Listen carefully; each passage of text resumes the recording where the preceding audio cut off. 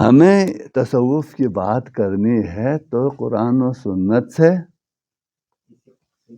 اسی قرآن سے ثابت کرنا ہوگا، اور اس عقیدے کے ساتھ واضح طور پر کہ واقعی اللہ کے جو الوہیت ہے،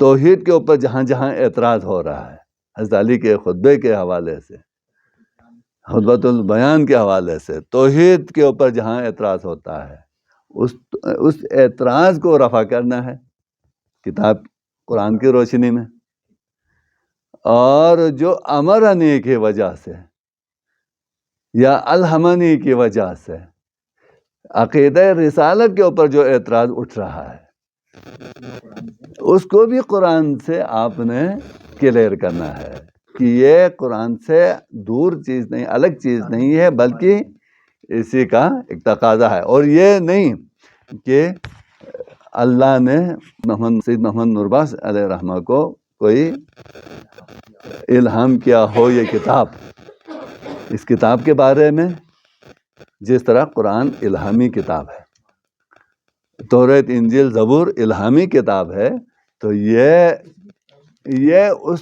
سینس میں نہیں ہے، الہام اس سینس میں نہیں ہے۔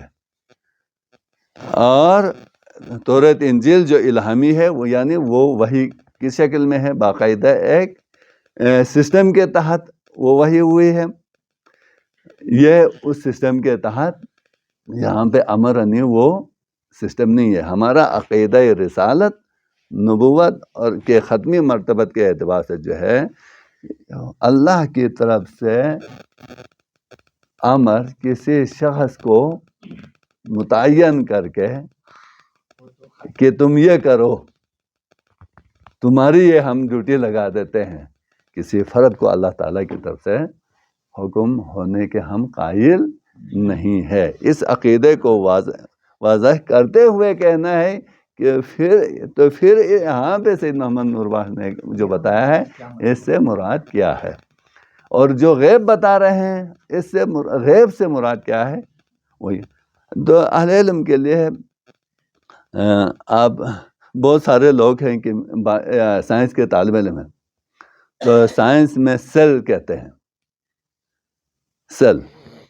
سیل بائیو میں، سیل فزکس میں، سیل لا میں، اور سیل کمپیوٹر میں۔ Spelling CELL۔ بائیو والے سیل کس کو کہتے ہیں؟ The basic unit of the life. Cell کس کو کہتے ہیں؟ The basic unit of life.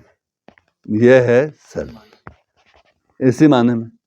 اب اس کے بعد فزکس والے کہتے ہیں اس بیسک یونٹ آف لائف سے اس کا کوئی تعلق نہیں ہے، وہ کہتے ہیں source of energy, source of energy. یہ انرجی کا ایک سورس ہے سیل،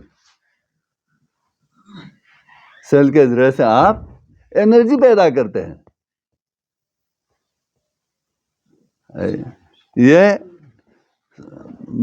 فزکس میں جو سیل ہے وہ اس سے مختلف ہے۔ لا میں جائیں گے تو سیل کس کو کہتے ہیں؟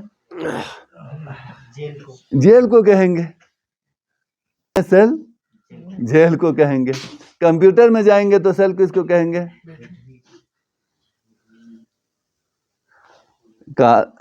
کالم اور رو۔ اس مخصوص کالم اور مخصوص رو میں جو فگر ہے،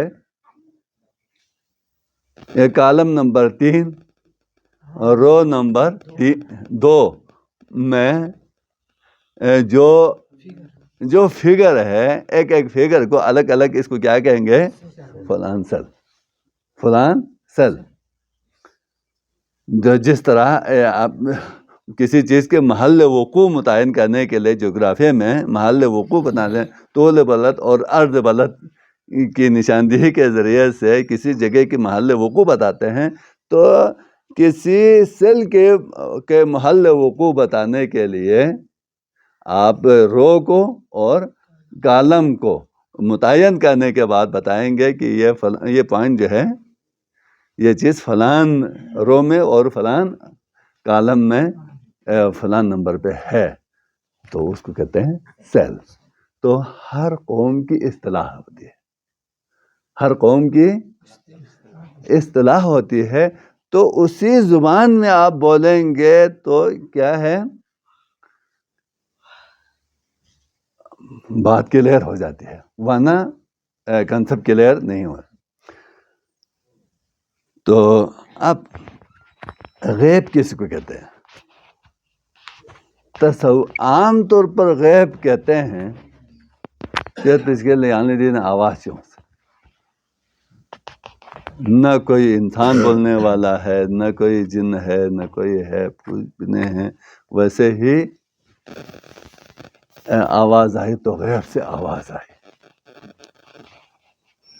جبریل غیب سے آئے۔ تو تصوف میں غیب کس کہتے ہیں؟ آپ میں سے سارے اکثر و بیشتر لوگوں نے فقہ پڑھی ہے، تو فقہ کی زبان میں غیب کس کہتے ہیں؟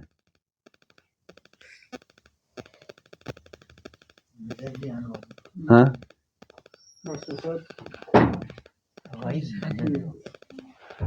فقہ کی اصطلاح میں غیب کہتے ہیں انسان کی، یہ باب طہارت نہیں ہے، ولا غیبۃ تحصل للمرتازین وهم قائدون بالادب متمکنون متوجہون الی القبلۃ۔ آپ غیب سے مراد یہ ہے غائب ہونا، یہاں پہ غیب سے مراد غائب ہونا، آپ خود غائب ہو گئے، آپ خود غائب ہو گئے سے مراد کیا ہے؟ آپ کے حواس سے خمسہ معطل ہو گئے۔ ایک تو آنکھوں سے اوجھل ہونے کو کہتے ہیں، جو چیز آپ کو نظر نہیں آ رہی ہے، جس کو کہتے ہیں یؤمنون بالغیب، اندیکھی چیز کو کے اوپر یقین رکھتے ہیں، غیب کے اوپر یقین رکھتے ہیں۔ یؤمنون بالغیب، فرشتے ہیں نظر نہیں آ رہے، اللہ ہے نظر نہیں آ رہے، قیامت ہے نظر نہیں آ رہے، تو یؤمنون بالغیب ما غاب عنک، غیب سے مراد کس کو کہتے ہیں؟ ما غاب عنک، جو آپ سے غائب ہیں، جو آپ کی نظروں سے اوجھل ہیں، اس کو کہتے ہیں غیب۔ اور تصوف کی زبان میں اس کو غیب نہیں کہتے، دو ہاں غیب سن، وہ تو اصطلاحی اور کیا کہتے ہیں یہ معنوی جو ہے، لفظی اور لغوی جو ہے، جو آپ کی نظروں سے اوجھل ہے وہ غیب ہے، جو عالم ارواح سے متعلق ہے، عالم آخرت سے متعلق چیزیں ہیں، وہ سب کیا ہے؟ غیبی امور ہے۔ لیکن فقہ کی زبان میں جس کو غیب کہہ رہے ہیں وہ کوئی اور ہے، یہ اصطلاحاً کچھ اور ہے۔ آپ ذکر میں یا آپ نیند میں سمجھ لیں غیب اور نیند ایک چیز ہے۔ فقہ کی زبان میں نیند اور غیب کیا ہے؟ ایک چیز ہے۔ نیند اور غیب میں فقہ والا، الفقہ الاحوط والا سید محمد نوربخش علیہ رحمہ، نیند اور غیب یہ ایک چیز ہے، صورتاً